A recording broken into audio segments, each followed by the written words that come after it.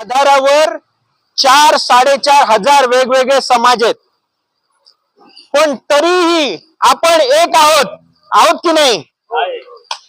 असं जगाच्या पाठीवर कुठेही नाहीये. ते घडलं कारण संविधान आपल्या विविधतेमध्ये एकता जी आहे त्याला महत्व देतो. सगळ्यांना या देशावर समान अधिकार आहे हे प्रस्थापित करतो आणि संविधान सगळ्यांना समान दर्जा देतं. म्हणून हा देश एकसंध राहिलेला आहे, एकजूट राहिलेला आहे. आपल्या आजूबाजूचे देश बघा, सगळे आपल्या बरोबर जे स्वातंत्र्य झाले, कुठेही लोकशाही टिकली नाही, कुठेही एकता टिकली नाही, वाटोळं झालेलं आहे त्या सगळ्या देशांचं. पण संविधानामुळे आपला देश आजही पुढे चालला आहे आणि 75 वर्ष या देशात लोकशाही टिकून आहे. लोकशाहीमध्ये सर्वात महत्वाचा अधिकार कोणता? मतदानाचा अधिकार.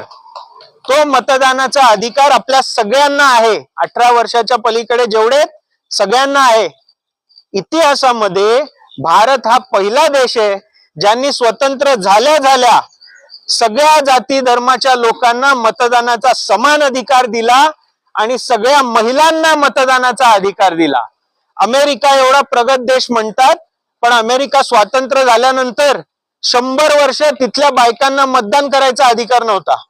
150 वर्ष तिथल्या काळ्या लोकांना मतदान करायचा अधिकार नव्हता. पण आपण स्वातंत्र्य मिळाल्या तो अधिकार दिला. कारण एकच आहे, भारताचं संविधान सगळ्यांना तो अधिकार देतं. आपल्या गावागावापर्यंत शाळा पोचू शकली. गाव तिथे शाळा, दवाखाने आले, रस्ते आले, शहरांमध्ये दवाखाने, शाळा, कॉलेज हे सगळी निर्माण झाली.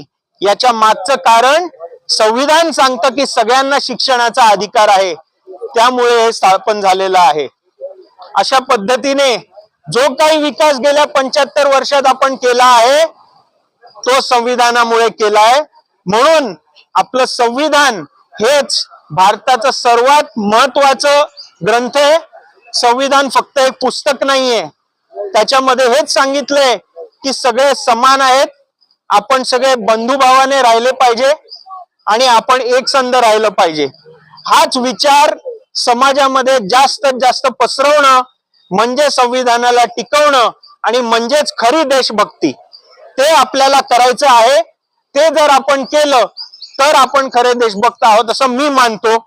तुम्ही पण याच्यावर विचार कराल आणि हा संविधान दिवस, हा प्रजासत्ताक दिवस यशस्वी कराल असं मी अपेक्षा करतो.